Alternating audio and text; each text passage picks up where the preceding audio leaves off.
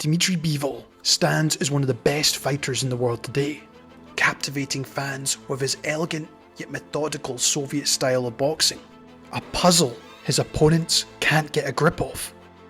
However, behind the scenes lies a foundation of relentless hard work, including his strength and conditioning, as well as a resilient mentality, and central to his approach, a steadfast belief in discipline, evident in every aspect of his fighting style.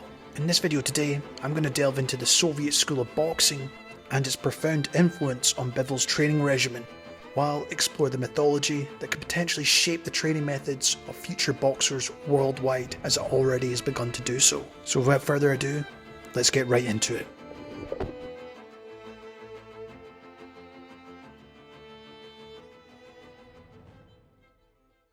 Before we dive any deeper, let me introduce you to today's sponsor, Pro Boxing, a new all-in-one training tool that helps you develop into a complete fighter. Choose from dozens of curated training modules, design your own workouts, and drill new techniques systematically.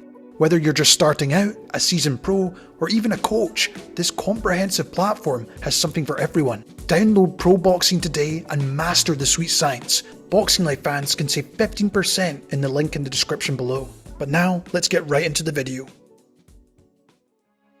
Bivol's journey into the world of boxing is diverse and intriguing as his heritage. Born in Kyrgyzstan, Dmitry's upbringing was influenced by a blend of cultures, with a mother of Korean descent and a father hailing from Moldova. And it was in these early years, at the age of 6, Dmitry's fascination for the sweet science ignited. Spurred on by his innate athleticism and determination, he was bound for success. And under the guidance of his first trainer, Sharapov, he would shape his future and love for boxing.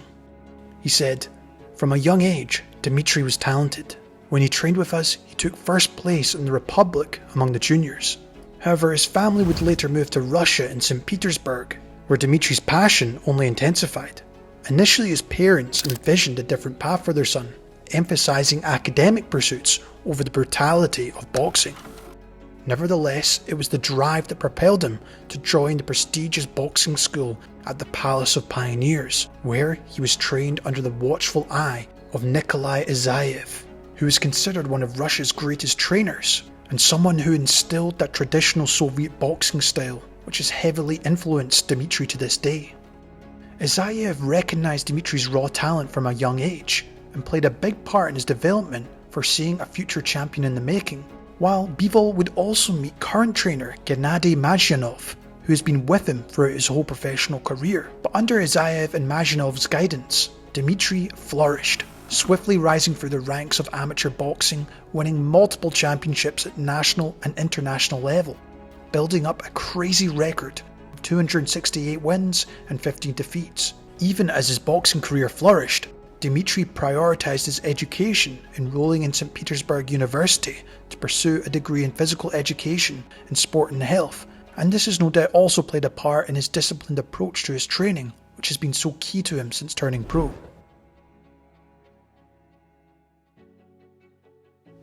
Now, with Bivol growing up and training within the system that was created by the Soviet Union, was indeed influenced by various factors. One being that they viewed sports, including boxing, as a means of demonstrating superiority in the socialist system and ideology. Back then, a lot of these fighters were not professional, and the complete focus was on amateur boxing. And success in these international competitions, such as the Olympics, was seen as a reflection of the strength and efficiency of the Soviet regime, and especially when boxing at the time was seen as the pinnacle of combat sports. But the Soviet school therefore was renowned for its systematic and rigorous approach, producing some of the most dominant champions in sports history. And here's an overview of some of the key aspects of why it's such a good system to follow. First up, technical mastery. The Soviet boxing emphasizes technical proficiency above everything else. Fighters are trained to execute punches with precision and focusing on proper footwork and balance and defensive maneuvers. Every in and out movement is analysed and honed to perfection, ensuring boxers could deliver their strikes effectively while minimising opponents' counterattacks. На такого посмотреть боксеры говорят неудобно. Next up, we have physical conditioning. Soviet boxers were known for their exceptional physical conditioning, with training regimens including a mix of cardiovascular, strength and endurance exercises, while a lot of the weight training included a lot of the boxing movements you see, which is similar to modern day strength and conditioning, including landmine presses and medicine ball throws. Conditioning sessions would often last hours for times for these athletes, pushing them beyond their limits. While tactical awareness was also key, as Soviet coaches placed a strong emphasis on tactical intelligence and ring awareness. Boxers were taught to study their opponents carefully, analysing their strengths, weaknesses and tendencies, where fighters would practice and adapt strategies in response to different situations. Just think about the likes of Lomachenko, Usyk, all these former Soviet bloc fighters, all have incredible ring generalship. While mental resilience was considered just as important as the physical, athletes were trained to maintain focus and composure under pressure, developing mental fortitude needed to overcome adversity and perform at their best, even in the face of fatigue or injury. While Soviet boxing training was grounded in scientific principles, with coaches drawing on sports science research to optimize performance, training methods were constantly refined and updated based on empirical evidence, ensuring that their athletes had access to the most effective techniques and strategies to win. And with these 5 key principles, it's no wonder the Soviet school of boxing was so successful at the amateur level, and still is to this day. And with more of these fighters turning pro over the years, we've seen so many dominate and compete at the highest level, just like Dmitry Bivol, a man that was shaped by this system. But now that we've gone over the system of Soviet boxing, let's see how Dmitry Bivol still implements this into his training regimen to this day.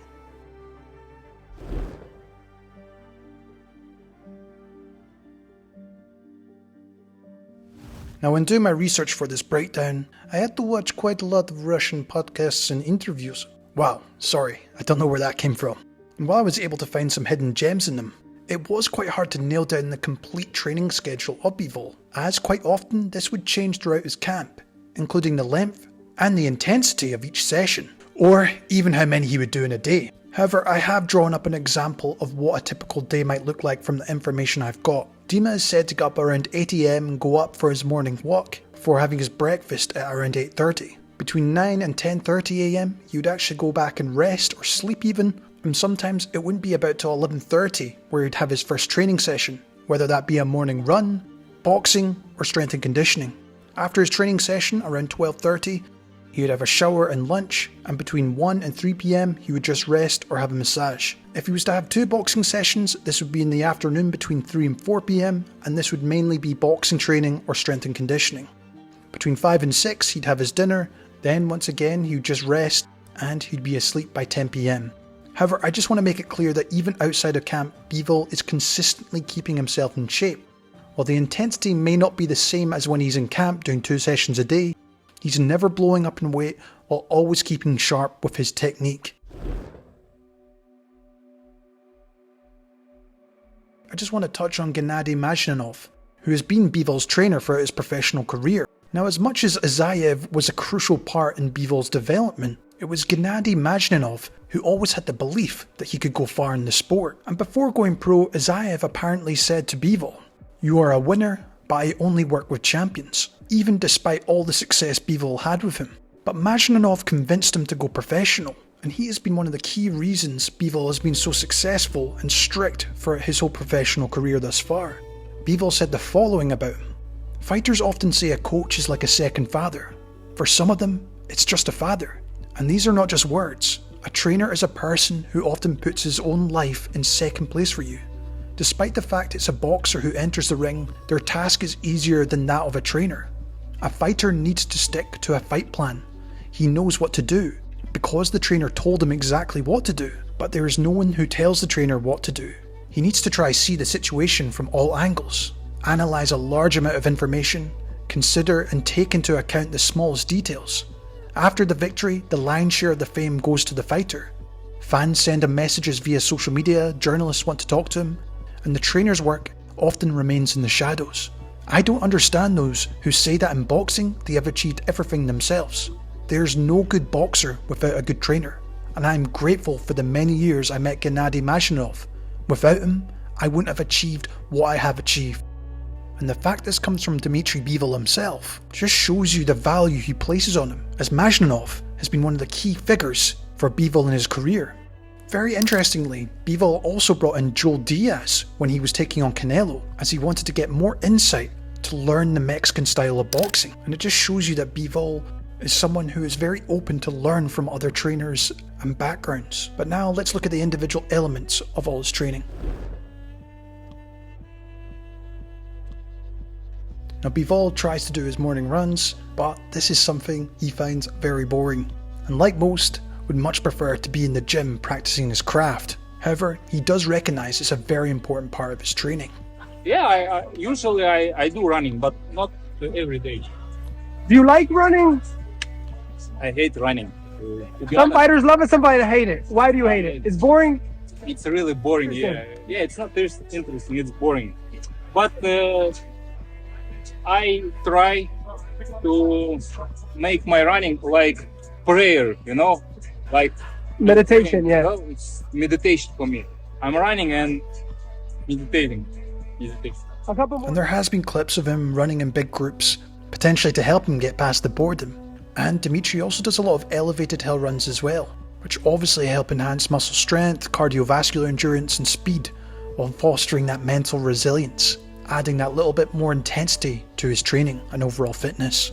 While obviously he'll use jump rope as well. This is usually before a boxing session starts to get himself warmed up, while sometimes he'll do it at the end of a session for a warm down. Interestingly though, he doesn't do things like swimming, as I've covered with other Eastern Bloc fighters such as Lomachenko and Usyk.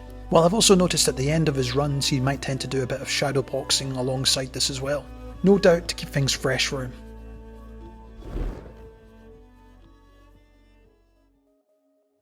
Now for boxing training, one of the first things Dmitry does before he even starts is stretching. Now this is often an overlooked area of anyone's training. This is something I've also been guilty of in the past. See you warm up. You're like the Matrix, very flexible. You could touch your ankle, stuff that's not easy. It's easy. For you, but for most fighters, they're very stiff. Yeah, maybe. Because I stretch usually every time.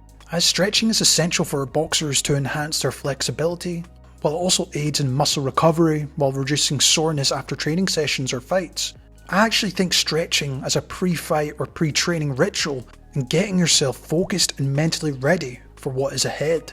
Now after stretching and doing his jump rope, Dmitry will go straight into shadow boxing in most cases, working to practice on his technique, often using footwork and that in and out movement we see him use in fights, while consistently just working on those basic combinations that have made him so effective over the years. While sometimes we'll see him shadow box in front of the mirror, allowing him to refine his technique in real time. By seeing his movements reflected, he can identify and correct errors in his form, footwork and punch accuracy. And personally, I think shadow boxing in front of a mirror just gives you that visual feedback and self-awareness that helps you develop correct technique and even mental focus. While interestingly, when he's out on his runs, he'll even do fly catching while shadow boxing. And this was actually something the legendary heavyweight Joe Louis would do under the guidance of his trainer Chappie Blackburn. You have to wonder if such techniques have inspired him to do this at the time. Of course, like every fighter, the heavy bag is crucial, and this has been a key tool within the Soviet system for many years now. Obviously here, Dmitry is able to work on his power and conditioning, but just like any great champion, he's not continually planting his feet just banging at the bag. He's actually moving around using combinations, treating it as if it's an opponent. Next up, we have some reaction bags, including the double end bag and cobra bag. Now what I find interesting when looking at the old school Soviet boxing documentaries is they use something very similar to the cobra bag, even all the way back then. But for Dmitry Bivol using these bags, you can tell it really helps to work on his rhythm in terms of that in and out movement and use of the pendulum to set up his power punches, while also being defensively responsible while using it, slipping and sliding as he throws his punches. And it's an absolute thing of beauty seeing him use it, as he shows off complete precision and focus while using these bags. Then we have mitt work. Obviously he uses this mostly with Mashyanov, however this is where he's really able to get off those combinations, where you'll often see him use a combination of his straight punches mixed in with that Soviet hook before getting out of range quickly and coming back again. While sometimes you'll also see him use the punch shield. But what I love about Dmitry using the mitts all just resembles his other training. Whether he's on the bag, shadow boxing, using the cobra bag, it doesn't matter. He always is so disciplined and keeps within his form when using any of these training tools. It's like the good old saying, train as you fight and fight as you train. It makes it far more realistic, and although it's repetitive, it no doubt trains that muscle memory, so it becomes instinctive by the time it comes to fight night. And finally, we have sparring, and this is where Dmitry is able to put together all his other training. And quite often, Mashyanov will try and bring sparring partners that actually resemble his upcoming opponent. And as I mentioned before, when they brought in Joe Diaz to help Bivol in his preparation for Canelo, this was one of the key things they did, who fought in that aggressive high guard style, as Diaz said the following. They told me, we're going to bring him here and we want to teach him the Mexican style. Europeans lack that fang. When they fall in the clinch, they don't know what to do, and they wanted me to teach them all that. In sparring, we would stop sparring, and I would tell them, what does Canelo do? I know him, he's a good fighter. Canelo tries to dominate you, but if you frustrate him, he loses his mind because of the courage we Mexicans have. The plan against Canelo was to keep him away with the jab, not to let him come in. When the sparring partners came, we told them, do it like Canelo, like you go in and out, because Canelo has good waist movement, and with the pure jab, and when he wants to hit you downstairs, step back. When the first round started, Bivol with his pure jab, I saw Canelo had a red forehead. I saw that he stepped back and kind of snorted. That's when I thought, Canelo is already angry, he's already frustrated. Now obviously Bivol went on to get a unanimous decision in that fight, but it's the training and the sparring that he did in preparation for that fight, which no doubt helped him get that victory.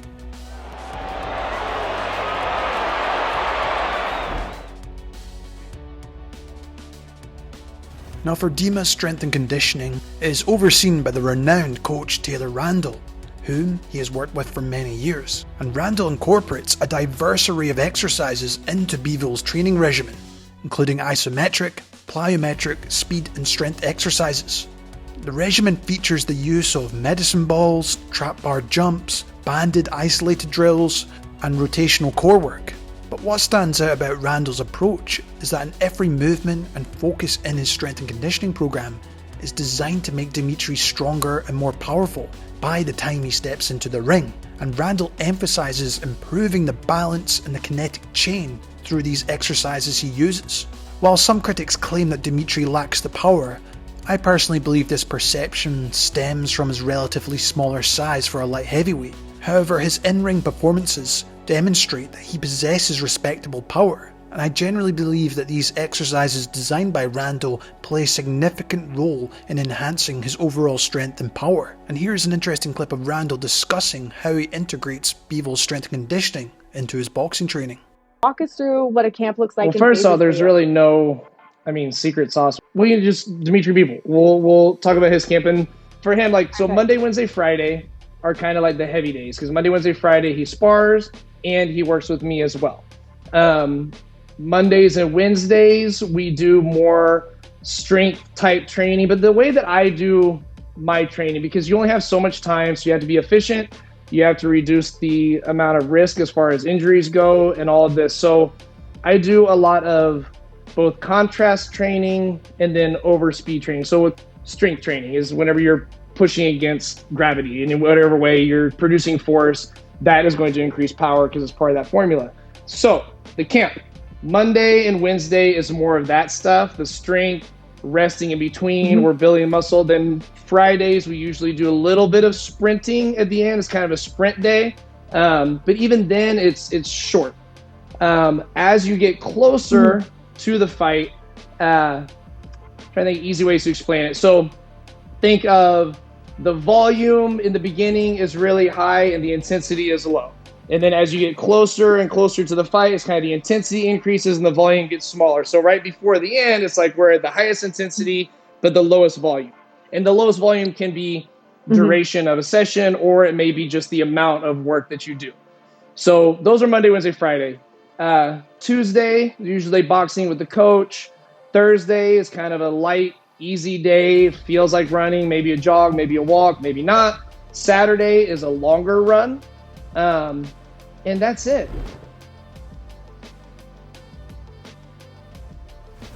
Another crucial part obviously is Dmitry's recovery, which includes properly warming down and stretching before and after training, improving circulation and reducing soreness, ensuring he maintains peak performance throughout his fight camp.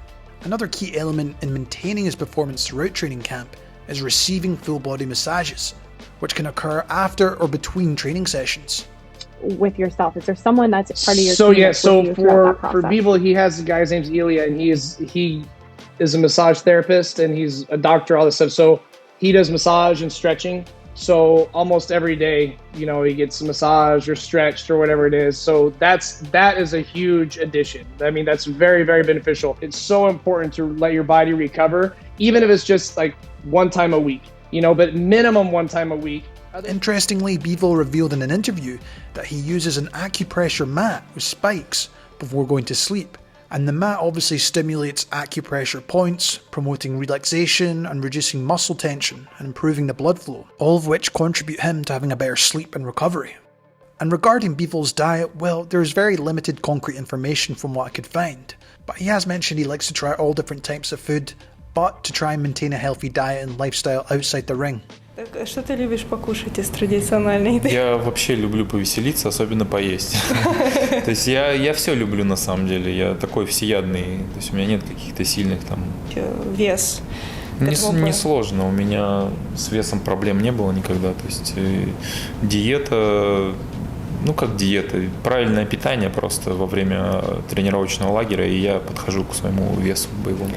Как твой вес? Вот сегодня был 174.6, по-моему, да? Нет, конечно же, да. Перед, за несколько дней до взвешивания, конечно же, чуть-чуть урезаешь, там, еду, там, воду, разумеется, нужно убрать, да. And since he generally fights at his natural weight, he doesn't undergo massive weight cuts like other fighters. He also takes things like multivitamins, and when travelling, use melatonin to help with his sleep and recovery. And one of the final aspects I want to talk about, and arguably maybe the most important, is his mindset. And the notable aspect about Dmitry's personality is that he's consistently calm and collected in his demeanour. He embodies a stoic mindset, remaining composed and focused, which is likely influenced by the Soviet boxing system where he honed his skills. Dmitry is not flashy, he sees things for what they are. For instance, in the build-up to his fight with Canelo Alvarez, many were portraying Alvarez as if he was some monster that could knock out anyone. Dmitry, though, remained unfazed by the hype and focused on the reality of the situation. Most of people think about him like he's untouchable, or he's unstoppable, or he has enough power to beat super heavyweights. Sometimes it's funny. Additionally, Bivol is a reader of psychology, and he takes an interest in these concepts throughout his training camp, making sure he's always got a book at hand. For example, he's read The Power of Now, a book about being present in the moment.